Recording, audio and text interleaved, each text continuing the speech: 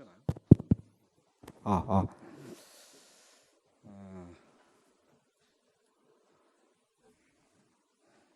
좀 자주 와서 교제를 하면 훨씬 더 이렇게 유연해질 텐데 너무 이제 오래간만에 와서 교제하니까 조금 이제 유연성은 많이 떨어지는 것 같아요. 그 이번 주에 참 기쁜 일이 하나 있었어요. 어떤 일이냐면 그 한 2개월 전에 우리 종명이랑 같이 이제 지하철을 타가지고 저희 이제 회사에 들어오면은 그 독서를 이렇게 굉장히 생활화 시켜요. 오늘도 제가 책을 3권 가져왔습니다. 열심히 들으시면 우리 주제와 관련된 책이기 때문에 잘 마치시는 분에 한해서 이렇게 선물을 드리도록 하겠습니다. 그래서 제가 책을 이렇게 독서를 좀 많이 시키는 편인데 그때 이제 제 옆에 종명이가 앉았었고 저도 물론 독서를 하고 있었고요. 그때 읽고 있던 책이 뭐냐면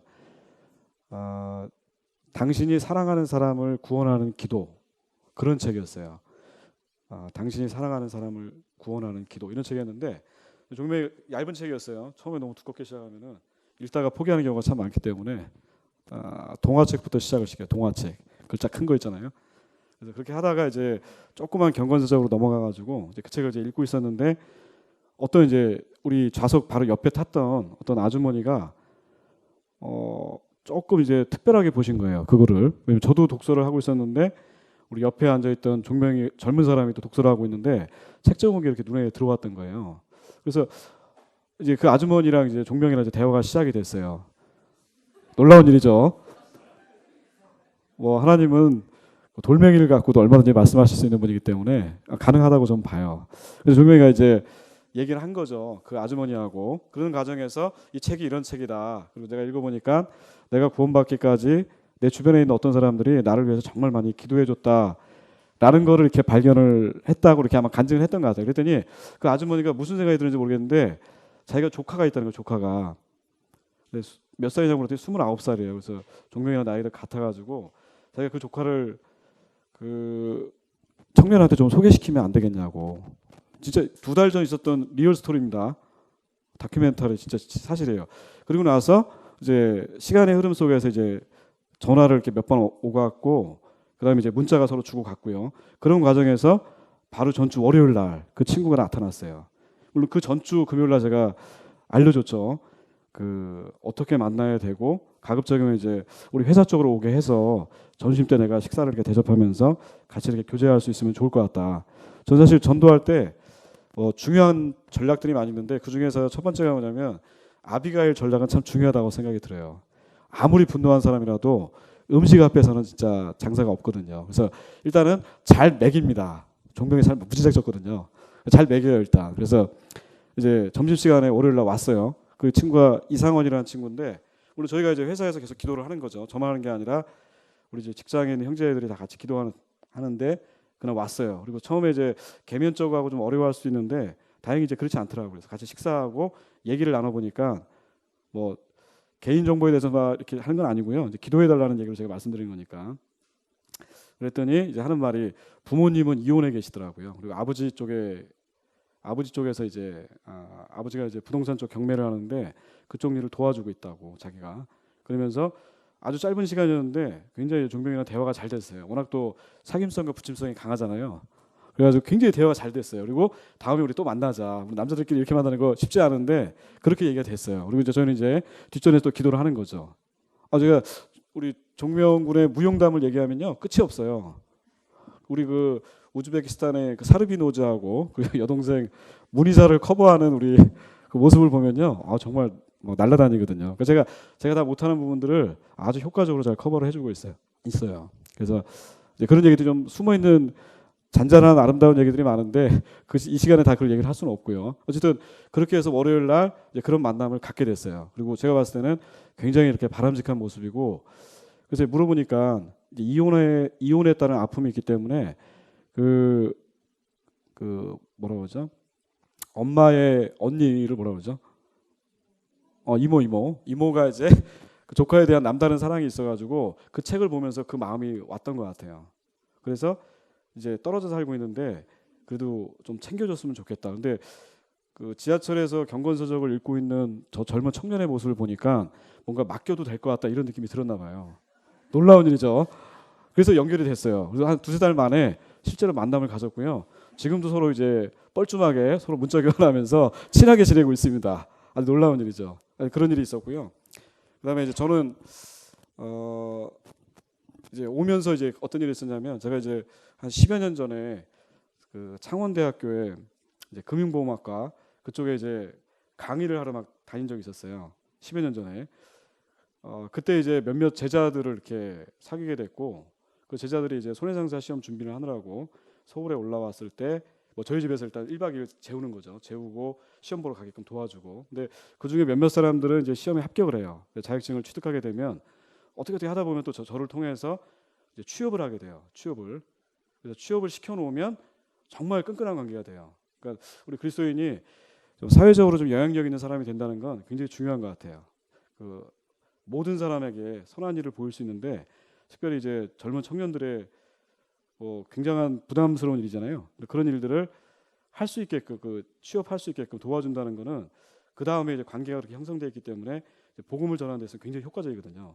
그래서 그 아이가, 그 청년이 이제 결혼까지 합니다. 그리고 지금은 4살짜리 아이가 있어요. 그리고 저한테 연락이 왔어요. 어떻게 왔냐면 자기가 김포로 이사를 했다는 거예요. 그래서 그때 선생님, 교수님이죠. 교수님 그때 시험 준비하느라고도 많이 도와주셨고 결혼할 때도 많이 도와주셨는데 집이 멀고 막 직장인이 바빠가지고 연락을 못 드렸었는데 요번에 이제 기회가 된 것 같다. 그래서 저하고 이제 제 아내를 식사를 한번 이렇게 모시고 싶다고 이렇게 연락이 왔거든요. 그래서 연락을 했어요. 그랬더니 알겠다고, 다다음 주 일요일 날 저녁 시간에 만났으면 좋겠다 이렇게 얘기하거든요. 제 입장에서는, 근데 그 스토리가 하나 더 뭐냐면요. 제가 이제 화정교회에 있을 때 그때는 이제 청년들하고 같이 교제를 많이 했었기 때문에 그 창원대 학생들을 3명이 있었거든요. 다 떨어져 나갑니다. 근데 꼭 한 사람씩은 남아요. 마지막까지. 근데 그 학생 중에 한 사람이 이제 전주 비전대학교에서 CBF 캠프를 할 때 왔어요. 그래서 3박 4일 동안, 4박 5일인데 마지막 날은 일찍 좀 갔고 한 3박 4일 동안은 복음을 계속 교제를 했어요. 그 중에 하나가 순화도 이제 그런 경우였거든요. 그래서 제가 그때 기도하면서 투자했던 시간들이 있었기 때문에 지금 한 10년 정도 지난 시점에서는 주님이 언젠가 때가 되면은 뭔가 이렇게 거둘 수 있게끔 역사할 것이라는 그런 믿음이 있거든요. 그래서 지금도 이제 청년이 아니에요. 애기 엄마가 됐습니다. 말하는 투도요, 아줌마 스타일로 말을 해요. 아주 그 힘이 좋아졌더라고요. 그런 생각을 좀 하고 있는데요. 갑자기 생각을 좀 말씀드렸고요. 자, 그러면 오늘 제가 그 교제하고 싶었던, 또 나누고 싶었던 말씀들을 잠깐 좀 보도록 하겠습니다. 마가복음 4장에 있는 말씀인데요.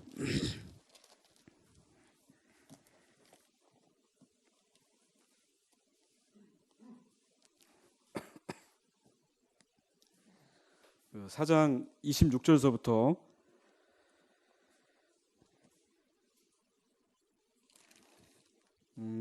몇 구절 되는 말씀인데 한번 같이 한번 읽어볼까요? 26절서부터 29절까지 같이 한번 읽어보겠습니다. 시작. 또 가라사대 하나님의 나라는 사람이 씨를 땅에 뿌린과 같으니 저가 밤낮 자고 깨고 하는 중에 씨가 나서 자라되 그 어떻게 된 것을 알지 못하느니라. 땅이 스스로 열매를 맺되 처음에는 이삭이요 다음에는 이삭에 충실한 곡식이라. 열매가 익으면 곧 낫을 대나니 이는 추수 때가 이르렀음이니라. 이거 우리가 잘 알고 있는 비유 중에 하나잖아요. 그 하나님 나라에 대한 비유거든요. 그 하나님 나라의 비유를 어떻게 표현하셨냐면은 씨앗이 심겨져 가지고 이렇게 자라가는 거 있잖아요. 자라가는 씨의 비유로 하나님 나라가 어떻게 눈에 보이지 않지만 그 뭐 뒤에 나오는 이제 겨자씨 같은 경우에는 굉장히 빠른 속도로 급속도로 성장하거든요. 이건 근데 눈에 보이지 않지만 비가시적으로 그 나라가 계속해서 우리도 보는 사이에 성장하고 있고 발전해 가고 있는 그런 모습을 저희한테 말씀해 주고 계시거든요. 물론 저도 이제 이 말씀을 많이 묵상했었는데 제가 요즘에 이제 배웠던 것 중에 하나가 뭐냐면 이런 거예요. 우리가 그 아는 것처럼 그 하나님 나라라고 했을 때 그 킹덤 오브 헤븐이죠. 또는 뭐 하늘나라라고 해도 상관없고요. 또 천국이라고도 할 수 있는데요. 그 나라가 보통 우리가 이제 요한계시록 공부하시다 보면은 언젠가는 이 땅에 눈에 안 보이는 나라가 아니라 가시적인 그 주님의 나라가 세워질 거잖아요. 그때는 이제 영토도 확실하게 이제 주님께서 확보하시는 그런 때가 될 겁니다. 그죠? 지금은 아직까지는 그 땅에 대한 권세를 다 회복하시지 않으셨는데 지금 우리를 통해서 그분의 나라가 계속 확장되고 있잖아요. 그 말은 뭐냐면 그분이 통치하고 있는 대상이죠. 우리가 나라가 돼 있잖아요. 그분의 거룩한 나라가 돼 있기 때문에 통치의 영역이 점점 우리를 통해서 넓어져 가고 있는 거죠. 계속 확장돼 가고 있는 거예요. 그러면서 이제 그분의 통치가 눈에 보여지는 그 하나님 나라의 그 통치가 주권이 우리를 속에서 계속 이렇게 퍼져가고 있는, 그러니까 다스려져 가고 있는 그 모습들을 그 하나님 나라의 모습으로 이렇게 말씀하고 계시죠.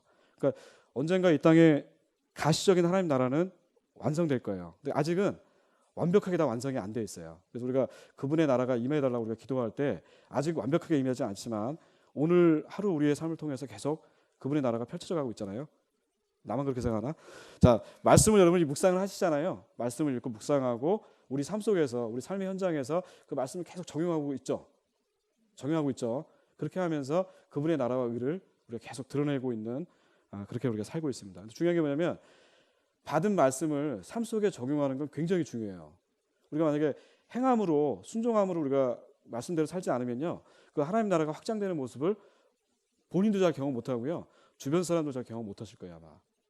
저는 이제 학교에서 같은 모임이에요. 근데 서로 한 6개월 동안, 1년 동안 그 우리 모임에 있다는 사실도 모르면서 이렇게 교제하시는 분도 봤어요.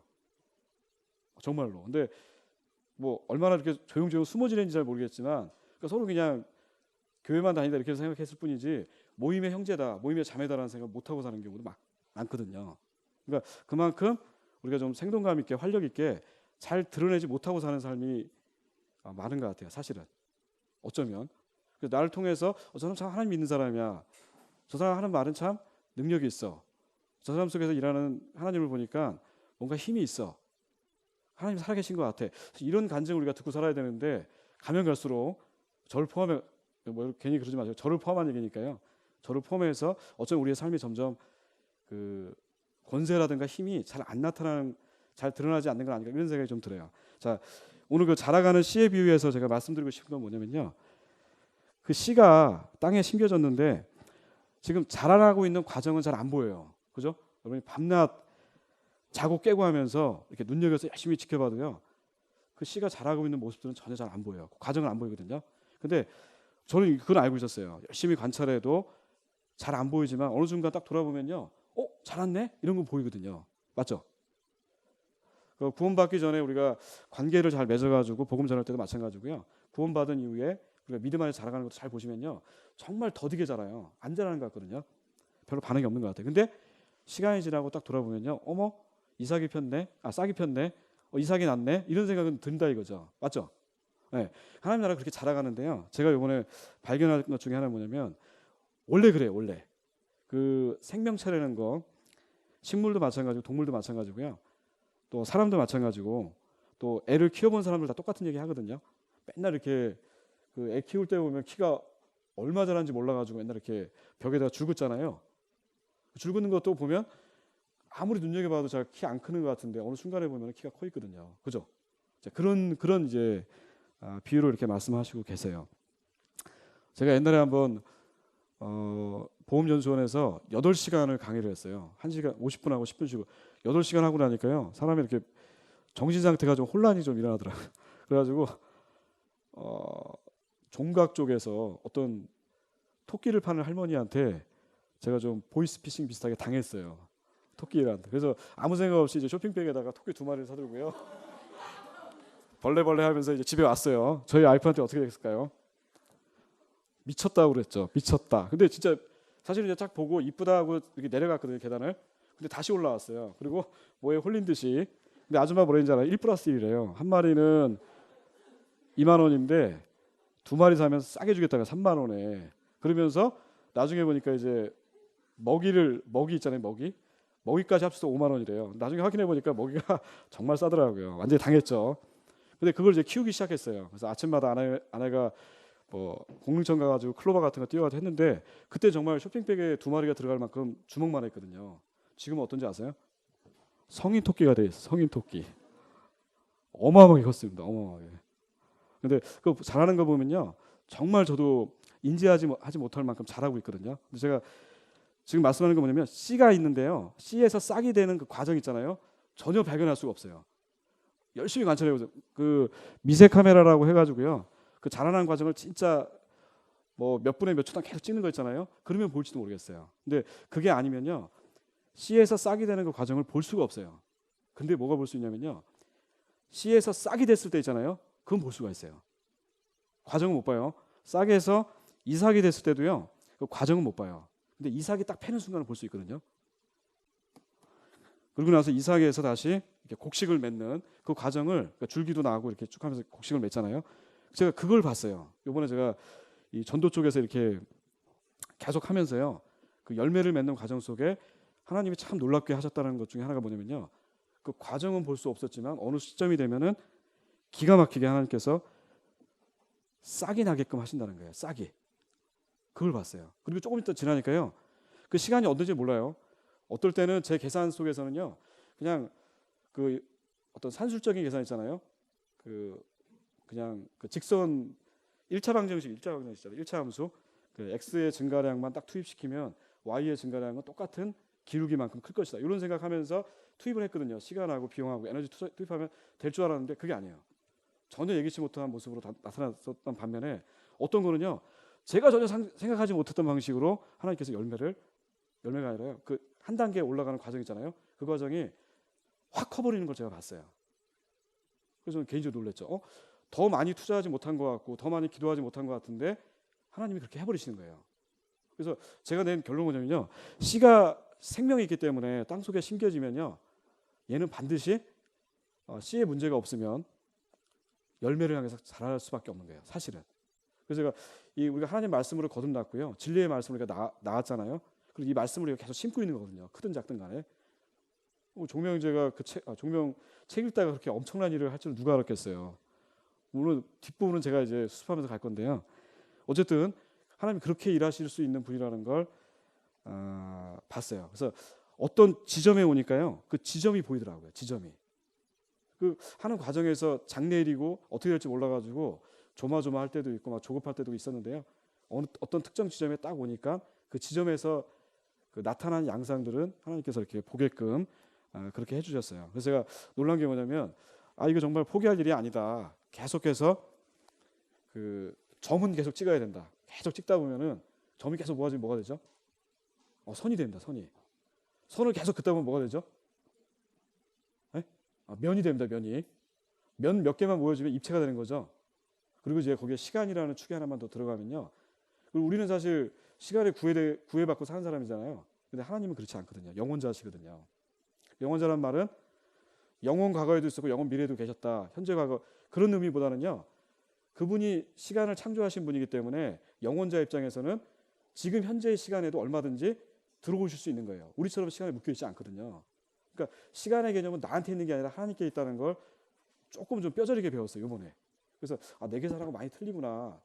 굉장히 빠른 속도로 어떤 부분들은 확 진행시켜버리는 걸 보면서, 그 2차 함수의 그래프가 아니라 3차 함수 그래프 있잖아요. 포물선 그래프.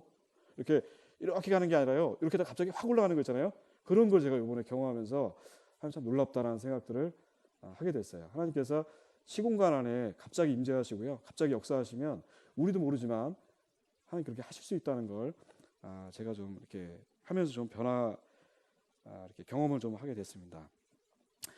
그러면 이제 씨에서 싹이 되고 싹에서 이삭이 되는 그 과정 있잖아요. 정말 그건 중요해요. 우리가 잘 알지 못하지만요, 계속해서 사랑을 통해서, 선행을 통해서, 또 우리가 사랑하는 사람을 위한 구원하는 기도 있잖아요. 그 관계를 계속 맺어가면서 기도하고 있으면 마치 하늘에 이렇게 적금 붙는 거 있죠. 적금 부어봤나요? 이제 직장생활하면 적금 부셔야 돼요. 붓다 보면 막 쌓이거든요. 근데 그게 복리의 개념이기 때문에요, 나중에 되찾을 때는 엄청나거든요. 근데 기도라는 게 그런 것 같아요. 하나님 앞에 중보 기도하면요, 그게 우린 모르지만 하늘에 계속 쌓이는 것 같아요. 그래서 어느 시점에 되면요, 적금 폭탄 받는 것처럼 확 역사하는 걸 제가 봤어요. 제가 들은 얘기하는 게 아니라 제가 본 얘기 분명히 얘기해 드린 거거든요. 그렇게 역사하시는 걸 제가 보면서, 우리가 하나님께 탄원하는 거, 이 마지막 때 주님 오심이 가까워질수록 믿음을 보겠느냐고 했을 때, 그 불의한 재판관한테 과부가 드리는 청원 있잖아요. 정말 그거 포기할 게 아니라 끝까지 우리가 하나님 앞에 기도하다 보면 그게 어느 날 쌓여가지고 하늘에 쌓여가지고요 언젠가 우리한테 엄청나게 돌아오는구나라는 것들을 이렇게 보게 됐습니다. 뭐 이런 얘기하면 좀 어떨지 모르겠는데요. 저는 이제 그걸 경험했거든요. 사실 저희 아버지가 이제 북한 사람이기 때문에 실향민이에요, 실향민. 그래서 함경도 장진이라는 곳에서 이제 어린 시절을 태어났고 일제 강점기 때 만주에도 가셨다가 해방되니까 다시 뭐 이런 거 하시다가 그 국제 시장에 보면 145태 있잖아요. 그때 흥남부대에서 타고 거제도로 가셨다. 뭐 이런 걸 역사의 그 근현대사를 다 관통하셨기 때문에 그런 아버지한테도 실향민에 대한 어떤 그게 있었다는 걸 제가 이제 알고 있었거든요. 그래서 아버지는 항상 술 드시면 이제 향수 맨날 노래 부르시고요. 이렇게 벽에 붙이는 것도 고향 잃어버린 그런 게 되게 많았어요. 근데 사실 제가 20년 동안 계속 그거 하면서 주님이 이제 어느 시점까지 올 때까지 기다리게 하셨거든요. 그러다가 제가 이제 인도에 이제 선교 훈련을 갔었는데요. 그때 아버지가 이제 알코올성 뇌경색으로 쓰러졌다. 그래서 강북 삼선병원에 중환자실에 입원해 있다. 이 얘기를 딱 들었어요. 근데 누가 들었냐면 저희 매형이 그 통화가 안 되니까 인도는 그 카톡 외에는 잘 안 되거든요. 그래서 그 녹음 음성한 파일을 저한테 보내왔는데 그때 저는 진짜 억장이 좀 무너지는 것 같았죠. 근데 또 한편의 믿음은 뭐였냐면요. 제 마음속에 그런 거예요. 아, 이제 싹이 났구나. 이삭이 펼 때가 됐구나. 이런 느낌들을 제가 받았어요, 사실은. 그리고 그때부터 정말 주님 앞에 기도하기 시작했고요. 이제 남아있는 영적 전투를 위해서 어떻게 시간을 더 효율적으로 써야 될 것인가, 막 이런 생각밖에 안 들더라고요. 왜냐면 이제 마지막 때가 온 거예요. 제 입장에서는 마지막 전쟁을 준비해야 될 그 타이밍이 왔다고 하나님 제게 사인을 보내고 있는 거예요. 저한테는. 그래서 이제 만약에 혹시 돌아가셨다 그러면 저 이제 끝장나는 거죠. 왜냐면 우리가 10일짜리 사역이었기 때문에 그 사역 끝나고 들어와야 되는 거거든요. 그래서 그 전에 돌아가셨으면 정말 이제 한 소리 듣는 거거든요. 그죠? 근데 다행히 안 돌아가셨고요. 돌아오는 날 바로 삼성병원에 들어갔더니 아버지가 병실 안에 갇혀 있는데요. 무슨 거기 이제 뇌경색으로 쓰러지면 뇌졸중도 마찬가지고 한 번 쓰러지는 걸로 끝나지 않아요. 보통은 5, 6년 있다가 또 재발을 하거든요.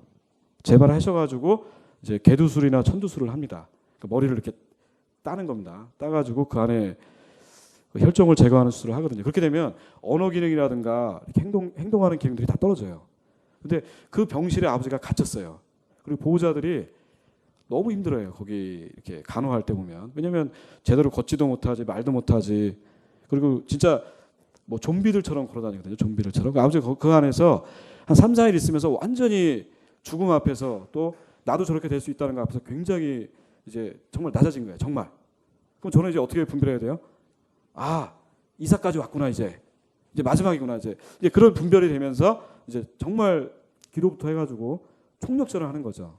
큰 누나한테 보내고 매형한테 보내고 계속 하는 겁니다. 집에도 보내고 우리 회사 보내고 계속 기도 제목 보내면서 막 그런 싸움을 했거든요. 그리고 사단이도 가만히 안 있습니다. 마지막까지 발악을 하거든요. 그 자기 권세 아래 있기 때문에 뺏기고 싶지 않은 거예요. 그 싸움까지 마지막까지 아주 그냥 처절하게 전투를 하고 나서 그 아버지 영혼을 찾았거든요. 지금 요즘 저희 아버지 뭐 하시는지 아시나요? 정말 재밌게 사세요. 어떻게 사시냐면 저희가 이제 병원에 가가지고 연대 세브란스 병원에 가면 많이 있습니다. 기도원 협회에서 이렇게 발행되는 빨간색 이렇게 신약 성경하고 시편 들어가는 성경이 있거든요.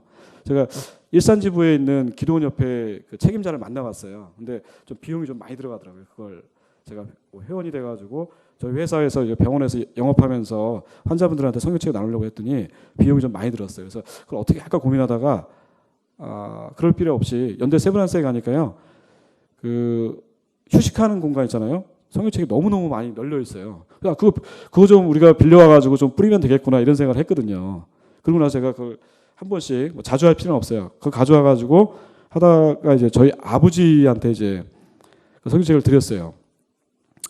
하루에 한 번씩 그 연신내 내려가실 때마다 꼭 2권씩만 갖고 그리고 이제 제가 이제 메모리펜으로 딱 4구절을 딱 칠해드립니다. 4구절을.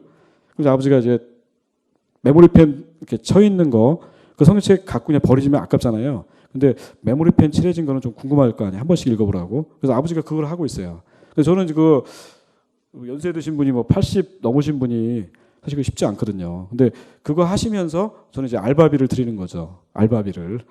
그래서 아버지가 아직까지도 하고 있어요. 한 꽤 오래된 것 같은데 아직까지도 하고 계시더라고요. 그래서 동생이 성형치에 떨어졌다 그러면은 동생이 갔다 오는 거죠. 연대 세브란스에. 그래서 쇼핑백에 왕창 가지고 와요. 그럼 아버지가 또 2권씩만 하면, 그래서 그냥 그 하늘나라 가시면 그 회개한 강도 있잖아요. 회개한 강도는 그 마지막 순간에 믿다 보니까 구원받은 이후의 삶에 상급이 없어요.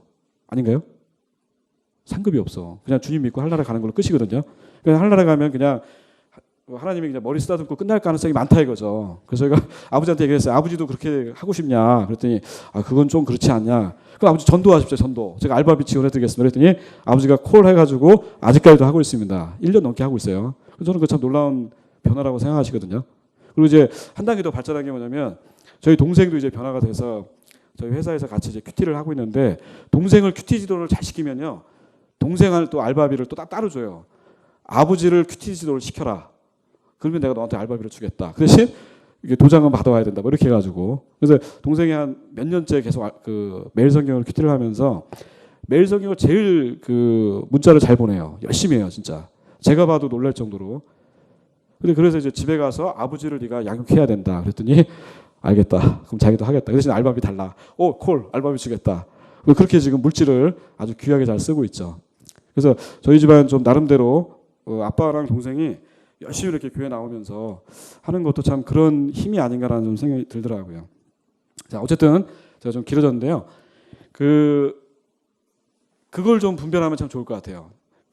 내가 사랑하는 사람을 위해서, 그 사람의 구원을 위해서 계속 기도하고 있을 때 좀 영적으로 좀 민감하고 분별력이 있으면요, 그걸 보시면 참 좋을 것 같아요.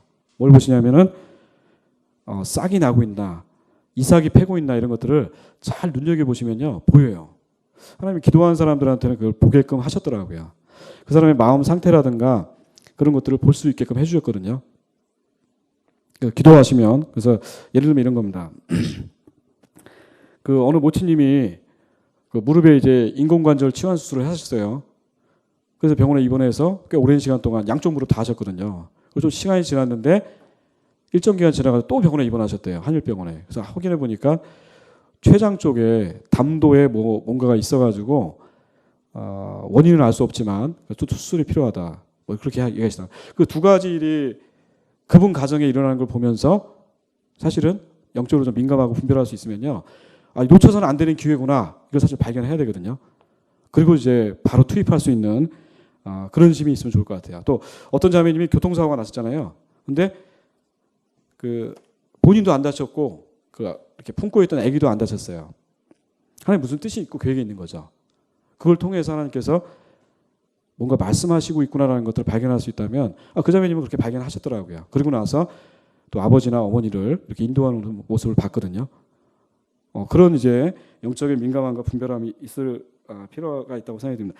인도네시아에서 무슬림 중에 말레이도 있고 순다도 있고 많이 있어요. 근데 마두라 종족이라고 굉장히 호전적인 무슬림들이 있거든요. 근데 그쪽에서 이제 사역하시는 선교사님이 얘기에 의하면요, 그렇게 얘기를 했어요. 그 지역을 위해서 계속 기도하는데 아무런 역사나 변화가 없어요. 그러면 이제 똑같이 하는 거죠, 계속. 근데 변화는 없거든요. 근데 계속 기도하는 가운데 이제 적금이 쌓인 거예요. 어느 순간에 하나님이 태풍을 보내셔가지고요, 아예 쑥대밭이 돼버린 거예요, 그 동네가. 그때 이제 모든 이제 선교학에서 이제 영적 돌파라는 말을 쓰는데요. 그 돌파하기 위해서 모든 자원들을 다 집결을 한대요. 집결을 해서 그 집결된 자원을 갖고 이제 구호죠, 구호. 그렇게 들어가는 거예요. 들어가서 그거 하는 도중에 그분들의 마음이 열리면서요, 역사가 일어나는. 그러니까 다른 쪽 하는 것보다는 이삭이 나고 싹이 팼다는 걸 기도하면서 민감하게 발견한 그 부분에서 집중시키는 게 굉장히 효과가 있다는 걸 이렇게 말씀을 하시더라고요.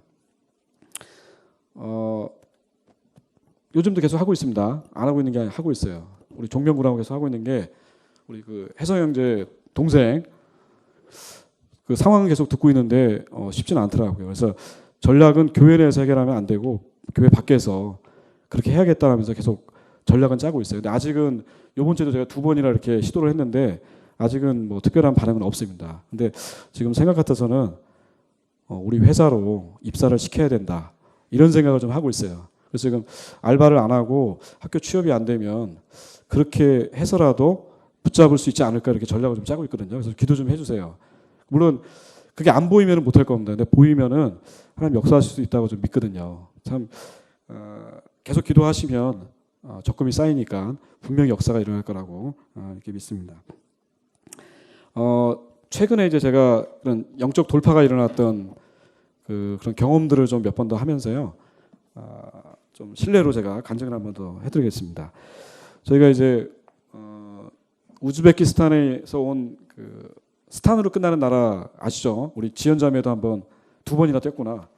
키르기스탄에 갔다 오셨으니까 스탄으로 끝나는 나라가 이 문화권이 좀 비슷하고 뭐 언어도 계속 조금씩 다르지만 거의 비슷하더라고요. 그래서 2번 정도 뛰었는데 그 2013년서부터 시작이 됐어요. 11월인가 12월서부터 시작이 됐는데요.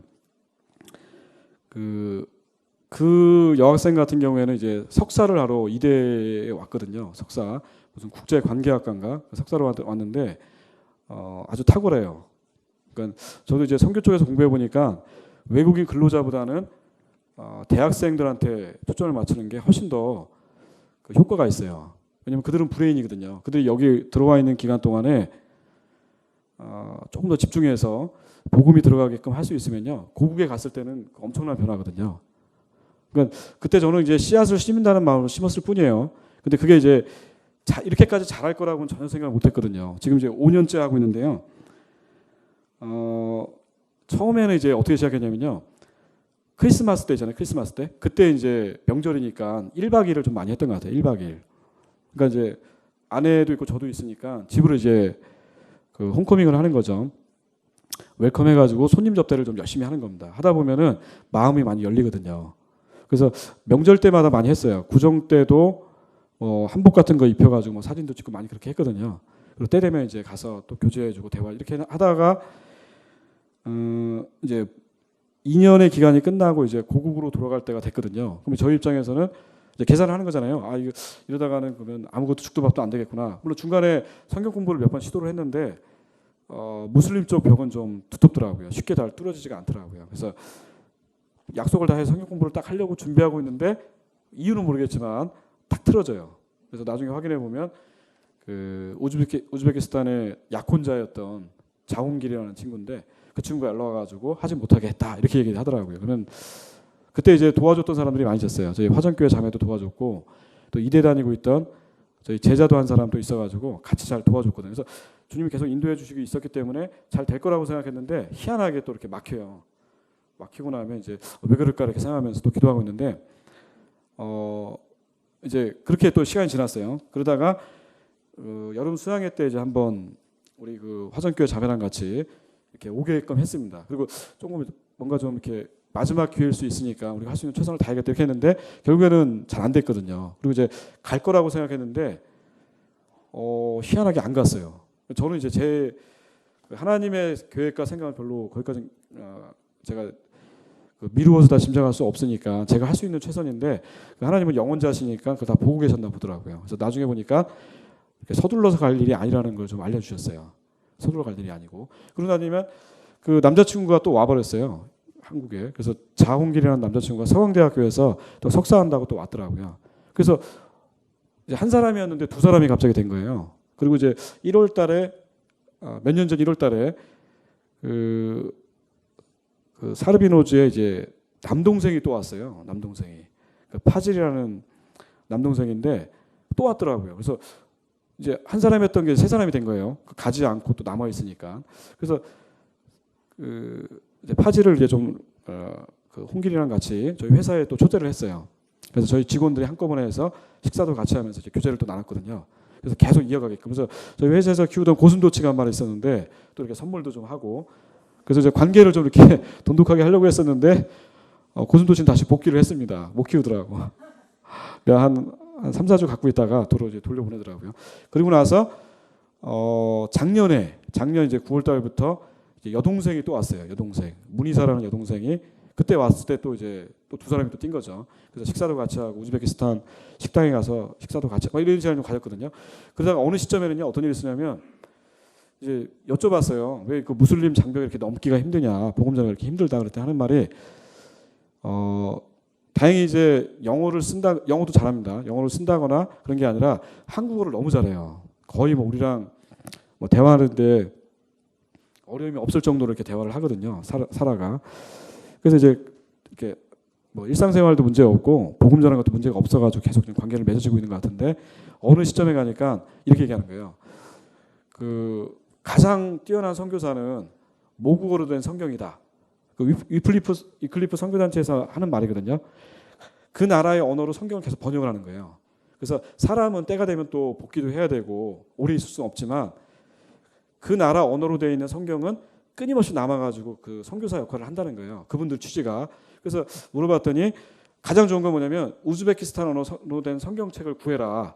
그 성경책을 구해가지고 사라한테 주면서 앞에다 이렇게 써가지고 그게 제일 좋을 거라고 했어요. 근데 사실 저는 그 얘기 듣고 나서 이제 시도는 많이 했는데 구할 방법이 없더라고요. 그래서 사실 그때 제가 그 순간 일어나는 그 어떤 돌파되는 걸 봤어요.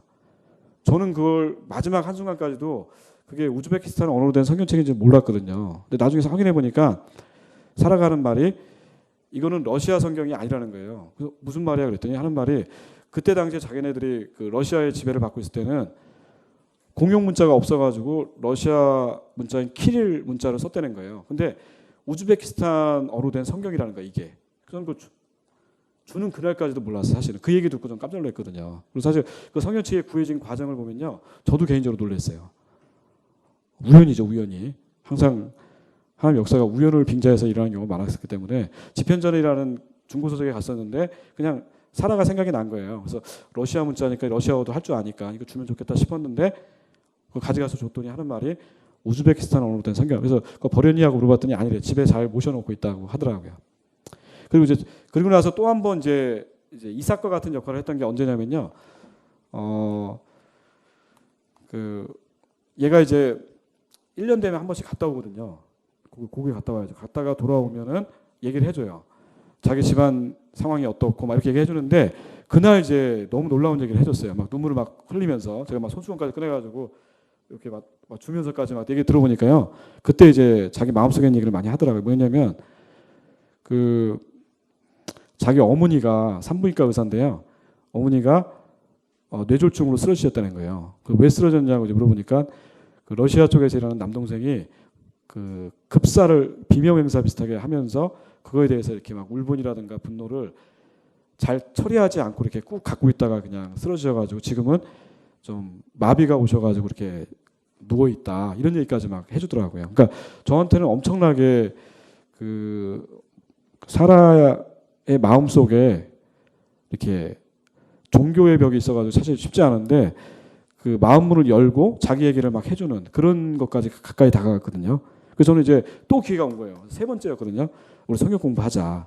요번은 제가 마지막일지 몰라가지고 전도자를 이렇게 대동해서 이제 제대로 하려고 이렇게 했었는데 약속을 다 했어요. 그래서 저 종각에 있는 민들레 영토에서 밥도 사주면서 이렇게 다 하려고 다 준비했었는데 또 안 됐습니다. 또 안 됐어요. 나중에 확인해 보니까 그날 안 나왔어요. 안 나오고 하중해 보니까 하나 더 얘기해 준 게 뭐냐면 혼길이랑 좀 관계가 좀 안 좋아진 거예요. 소원해져가지고 그 결혼이 좀 힘들어지는 막 그런 일이 발생하니까 너무 힘들었었나 보더라고요. 그래서 그런 얘기 다 들어주고 이제 하려고 했다가 또 안 됐거든요. 3번째 또 지나간 겁니다. 제 입장에서는 너무 아쉬웠는데 그러고 나서 이제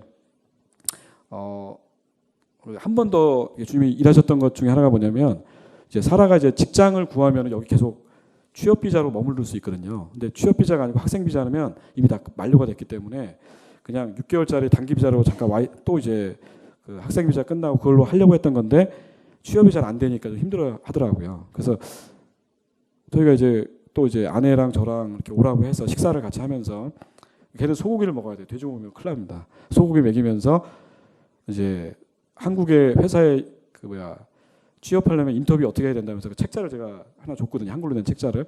근데 그걸 가지고 간 날 또 일정 기간 연락이 없었거든요. 어느 날 가서 연락이 와가지고 차병원에 세움이라는 곳에 자기가 취업을 했다는 거예요. 그 1년을 벌써 다녔어요. 1년 다녔거든요. 그래서 또 이제 기간이 또 연장이 된 거고 그래서 지금 이제 잠깐 또 외국에 갔다가 고국에 갔다 지금 돌아왔거든요. 근데 엊그저께도 연락이 왔더라고요. 그러면서 이제 외국교회사 쪽에 자기가 일하게 됐다고. 그러니까 제가 지금 긴 얘기를 해드렸지만 저한테는 5년짜리 얘기인데 짧게 얘기했지만 이 스토리라인이 어떻게 전개되는지를 모르겠어요. 개인적으로 봤을 때 주님이 뭔가 계속 이끌어가는 건 분명한데요. 돌아보면은 결정적인 건 다 있었거든요. 근데 그 사이사이가 어떨 때는 뭐 3개월, 어떨 때는 뭐 6개월, 어떨 때는 뭐 일주일에 막 두세 번도 만나요. 근데 어떨 때는 막 6개월 동안 못 만나요.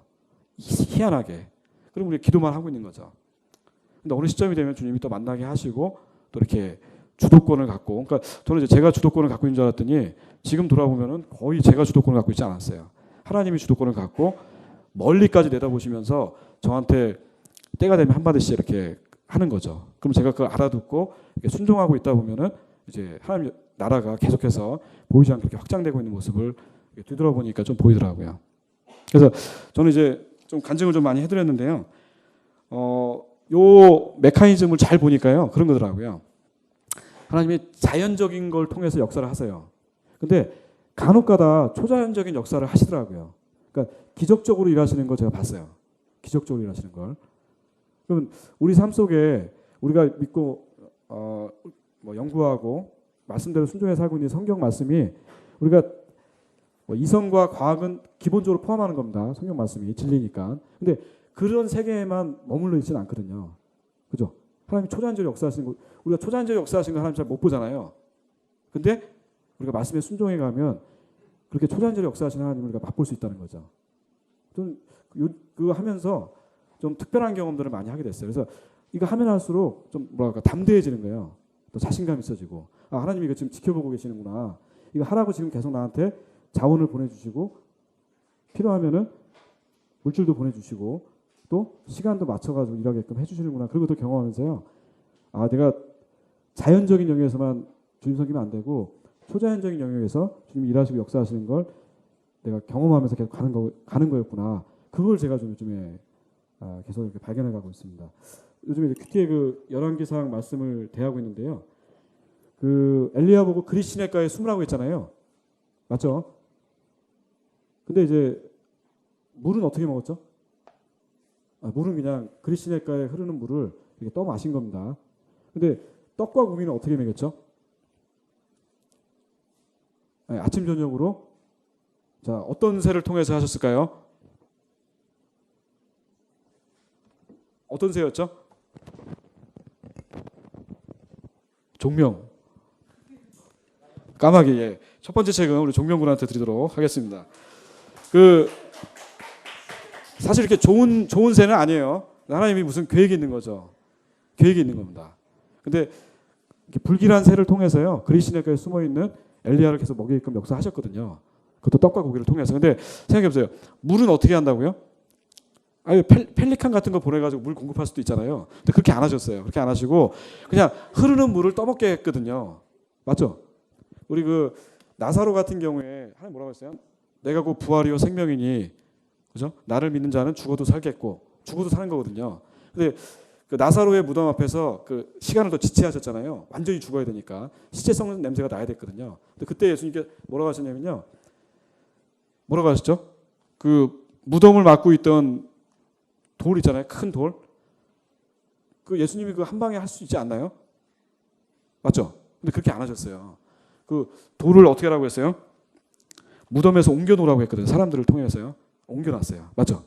그리고 나서 나사로야 일어나라 그랬죠. 만약에 나사로라는 이름을 안 불렀으면 어떻게 되는 거죠? 그 주변 일대에 죽어 있는 사람 다 일어나는 겁니다. 근데 다행히 이제 나사로야 이러니까 나사로만 일어나는 거죠. 사실은. 그죠? 그리고 사실 이제 수족을 이렇게 동여가지고 이렇게 배로 동여고 있었잖아요.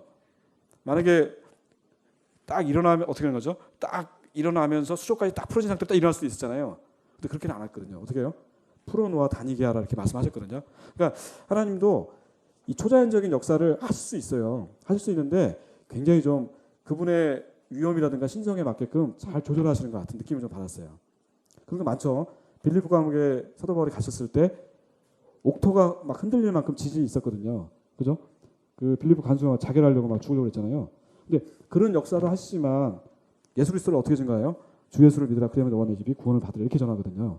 다른 특별한 방법을 하시지 않고, 그러니까 그 초자연적인 역사도 하나님 일하실 수 있는 거죠. 우리 삶 속에서 그런 하나님의 나라의 역사를 우리가 맛보고 살아야 힘이 나는 거죠.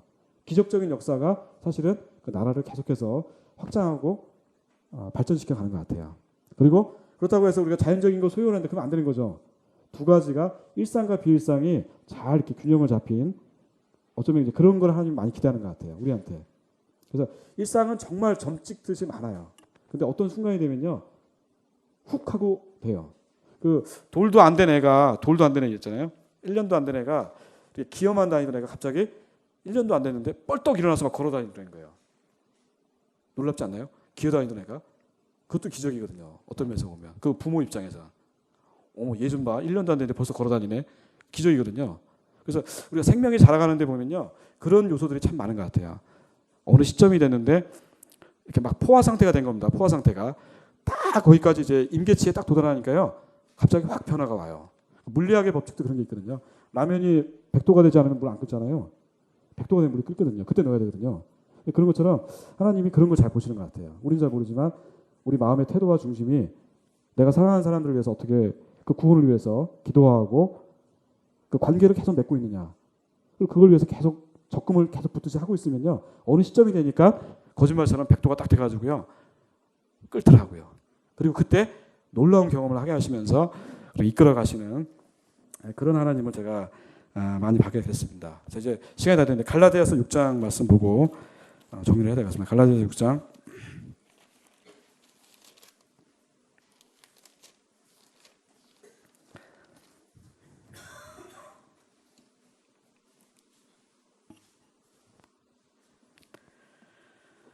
어, 7절에서부터 우리 10절까지 한번 같이 한번 읽어보겠습니다.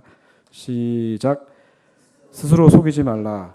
하나님은 만홀의 여김을 받지 아니하시나니 사람이 무엇으로 심든지 그대로 거두리라.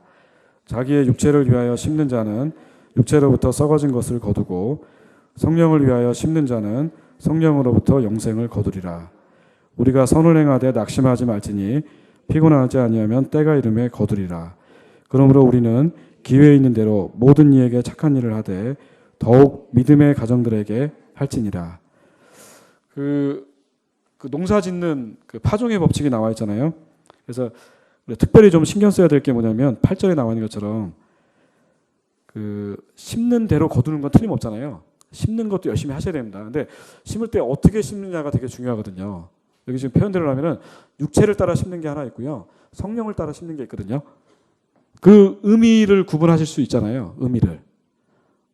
내 방법과 내 노력과 내 열심만으로 심었을 때 그 결과가 어떻게 나왔는가. 그렇지만 내가 성령님을 의지하면서 성령을 따라 행하면서 그분의 인도하심에 민감하게 순종하면서 내가 씨를 뿌렸을 때 어떤 걸 거뒀는가를 한번 잘 볼 필요가 있다는 거죠. 하나님은 우리 마음속을 아세요. 그분이 만홀의 여김을 당할 분이 아니기 때문에요. 우리 마음의 중심을 정확히 보고 계시거든요. 그래서 우리가 주님 의지하면서 말씀 받은 대로 이렇게 순종해 가면 영생이라는 하나님과 관련된 그런 어떤 열매들을 얻게끔 하나님 역사에 가세요. 근데 두 번째 법칙이 뭐죠? 인내의 법칙입니다. 인내의 법칙. 언제까지? 때가 될 때까지. 아까 제가 때는 말씀드렸어요. 임계치에 도달할 때까지 우리는 잘 모르지만 계속 그 때를 위해서 때가 이르면 틀림없이 거둬요. 근데 그게 내 때가 아닙니다. In his time. 그분의 때예요. 근데 그분이 하시는 게 훨씬 더 지혜로우세요. 지혜와 지식이 부유한 분이 상황들을 다 보고 있다가요. 그 때가 되면 거짓말처럼 딱 보이시는데 우리 눈이 열리면요. 아, 정말 가장 정확한 때에 일하셨구나 라는 걸 보게 돼요. 낙심하시면 안 되겠죠. 낙심하시면. 그리고 또 원리 중에 하나가 뭐냐면요. 기회가 있는 대로 모든 이들에게 착한 일을 계속 하는 거예요. 그죠? 관계를 맺기 위해서. 우리 아내는 저를 뭐라고 하냐면 문어발식으로 이렇게 관계를 잘 맺는데요. 근데 사실 문어발 갖고는 안 되는 것 같아요. 지네발처럼. 그러니까 우리가 이렇게 영혼을 관리하는 영혼이 10명이면요. 그거 갖고 안 돼요. 20명. 탁월한 전도자는요. 70명을 하고 있답니다. 70명. 그러니까 지네발식으로 관리를 한 표현보다는 사랑으로 섬기는 거거든요. 기도하면서. 그럼 때가 되면은 그중에서 어떤 사람들은 싹이 보여요. 싹이. 이삭이 보인다니까요. 그때 움직이시면 되거든요. 근데 그게 성령님과 잘 동행하면서 이렇게 순종해 가면요. 할 수 있더라고요. 그렇게 역사에 가시는 걸 이렇게 보게 됐습니다. 그 믿음의 가정들한테 많이 하라고 했잖아요. 믿음의 가정들. 그러면 이제 믿음의 가정 안에 믿지 않는 분들이 많이 계시거든요. 그죠? 믿음의 가정들한테 하다 보면 주님이 그 자기 믿음의 가정들한테 더 많은 관심을 가지는 것 같아요. 그래서 복음이 원래 흘러갈 때 모습들을 보면 똑같아요. 가족한테 흘러가는 거고요. 친족들한테 흘러가는 게 맞거든요. 뭐 어떤 분은 뭐 족벌체계가 너무 심하다 그랬는데 그게 아니고요. 복을 받은 거죠. 그 가정의 복을 받고 친척들이 계속 복을 받고, 그죠? 그다음에 내 이웃들이 복을 받는 그런 게 복음이 흘러가는 자연스러운 통로인 것 같아요. 그래서 우리가 복의 통로가 되는 게 맞고 복의 근원이 되는 게 맞기 때문에요. 내가 그런 게 아니죠. 내 안에 계신 예수 그리스도 그분 때문에 그런 일이 발생하는 거기 때문에 우리가 자연인의 순종에 가면 틀림없이 이렇게 역사하실 거라고 믿습니다. 그 하나만 더 보겠습니다. 그 마태복음 28장. 마태복음 28장.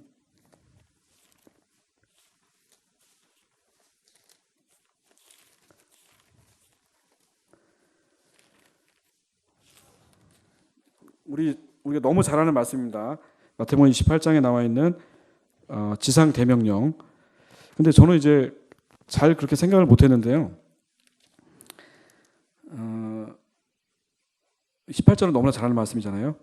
그다음에 19절에 모든 족속이죠, 대상이. 우리가 여기 모여 있는 한국 사람들만 대상으로 하는 게 아니라요. 여기 지금 국내에 들어와 있는 많은 외국 사람들이 많이 있거든요. 그 모든 족속입니다. 그러니까 꼭 지역이 다른 해외로 갈 필요는 없어요. 이미 국제화가 돼가지고요, 글로벌화가 돼가지고 그 노동 인력이 많이 우리나라에 유입돼 있거든요. 그 사람들한테 신경 쓰면은 모든 족속을 향해서 가는 거 맞거든요. 네. 모든 족속으로 이렇게 복음을 전하고 하나님이 예수님이 우리한테 분부한 것들을 열심히 가르쳐 지키게 하면 되잖아요. 근데 그 마지막 말씀을 약간 좀 소홀히 했는데요. 한번 보세요. 20절에 보면은 내가 너희에게 분부한 모든 것을 가르쳐 지키게 하라. 뭐라고 되어 있죠? 약속이? 볼지어다 내가 세상 끝날까지 너희와 항상 함께 있으리라 하시니라. 자, 제가 무슨 얘기하려고 하는지 혹시 의도를 아시는 분 있나요? 의도를 아시는 분. 두 번째 책. 요한 형제, 의도를 알고 있습니까? 인상 쓰고 있습니다, 지금. 자, 빨리 끝내겠습니다. 의도가 뭐냐면요. 하나님이 보니까 이게 마지막 구절이니까요. 순간에 그렇게 생각한 거예요. 마태복음 끝날 때 마지막 구절이니까 항상 우리랑 늘 함께 하시겠지 이렇게 생각했거든요. 노명진님 힌트를 받았습니까? 그게 아니라 선교할 때 모든 족속으로 제자를 삼기 위해서 우리가 선교할 때 있잖아요. 선교할 때 하나님께서 특별한 약속을 주셨어요. 뭐냐면 항상 함께 하겠다는, 임재하시겠다는 그 약속을 주신 거예요. 보니까. 그래서 여기서도 우리가 뭐 유입되어 있는 외국인들한테 하는 것도 하나님의 임재하심의 약속이 있거든요. 함께 하시겠다는 약속이 있어요. 근데 선교지에 가서 그 일을 하면요, 더 확실하게 하나님의 임재하심을 느낄 수 있대요. 그분이 약속하셨으니까. 그래서 더 특별하게 보호하고 더 지키시고 그걸 약속하신 게 이 구절이더라고요. 그러니까 선교 속에서 타문화권으로 넘어가는 겁니다. 타 종교권으로 넘어갈 때 우리가 전도할 때도 마찬가지예요. 하나님 특별하게 우리를 더 지키시고 보호하시고 심지어 무슨 말할지 준비하지 말래요. 마땅히 행할 말도 이렇게 주시겠다, 입에 넣어주시겠다고 약속하셨거든요. 그런 약속을 우리가 갖고 전도하고 선교할 때 지금 이제 국내 전도였었는데요. 지금 이제 시장이 다 개방화되면서요. 이제 전도하고 선교 구분이 거의 없어진 것 같아요. 그냥 우리 각자가 다 우리가 있는 위치에서 선교적인 삶을 살아가면 나머지 하나님께서 이렇게 부어주시겠다고 이렇게 말씀하시는 것 같아요. 지금 제가 간증을 좀 드렸는데 저한테는 아주 그냥 제 얘기였으니까 생동감 있고 저만 재미있을 수 있는데 어쨌든 그런 경험을 하면서 주님이 계속 좀 그런 일들을 하게끔 계속 하시는 것 같아요. 그 문어발식으로 엮으면 안 되고요. 진해발식으로 엮으셔야 됩니다. 진해발식으로. 그리고 그렇게 하시다 보면 하나님 역사하시는 걸 볼 수가 있을 거라고 생각이 듭니다. 자, 이상으로 마치겠습니다.